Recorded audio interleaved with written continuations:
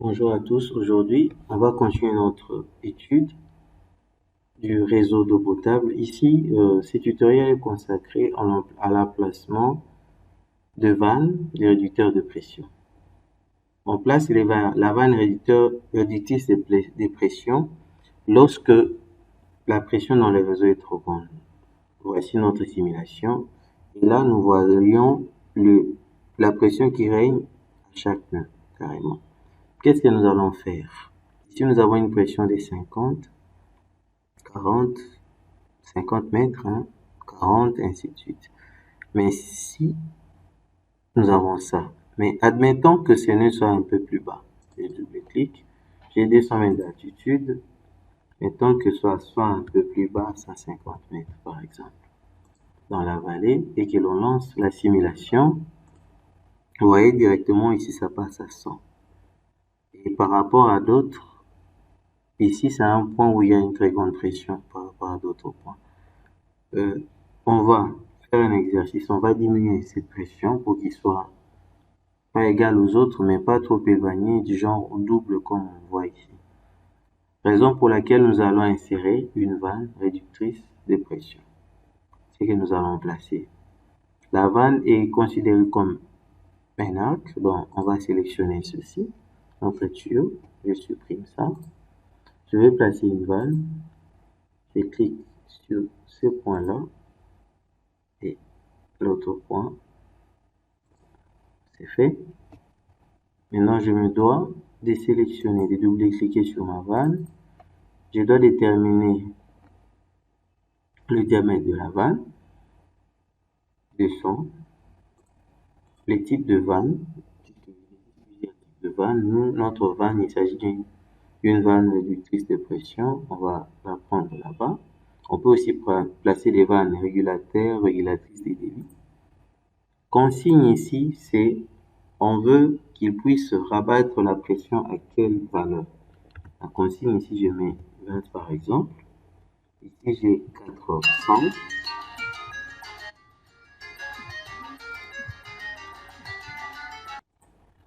La consigne étant de 20, nous allons lancer la simulation. Et ici, vous voyez directement, on passe de 100 à 82. Donc, la consigne permet de donner l'ordre, c'est-à-dire d'étalonner réellement combien allons-nous réduire cette vanne-là. C'est important de placer des vannes réducteurs de pression dans les réseaux au cas où vous avez des étages de pression où vous avez une grande variation de pression pour éviter de détruire les équipements et les tuyauteries.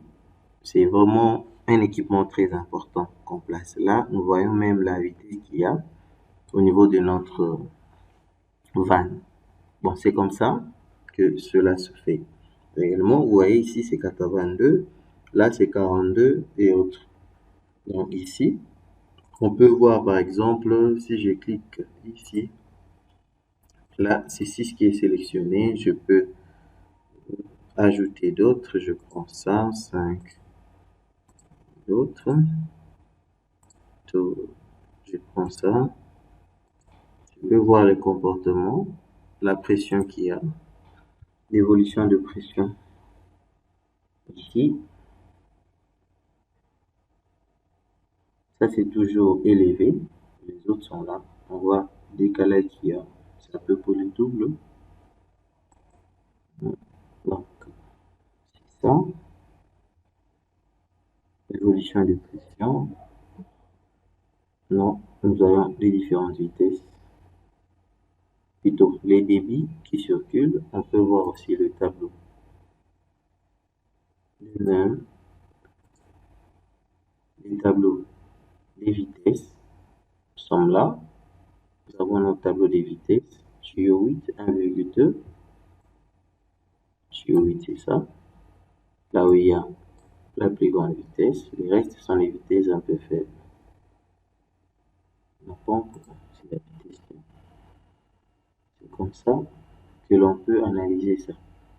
Et au niveau du rapport, nous sommes au niveau de graphique, c'est que nous sommes en train de voir. Ici, on peut voir les arcs. Les arcs, on peut voir l'évolution du débit, par exemple. Là, je dois de sélectionner les débits, les différentes arcs, pour voir l'évolution du débit.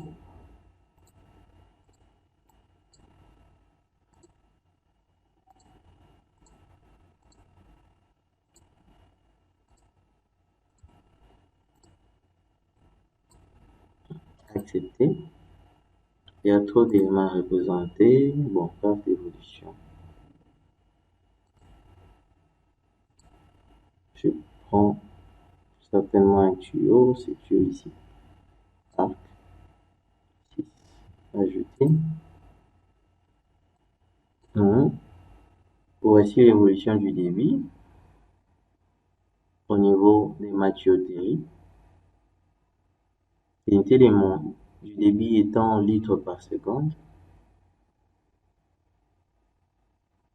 C'est bon? Ok, bon, merci de votre attention.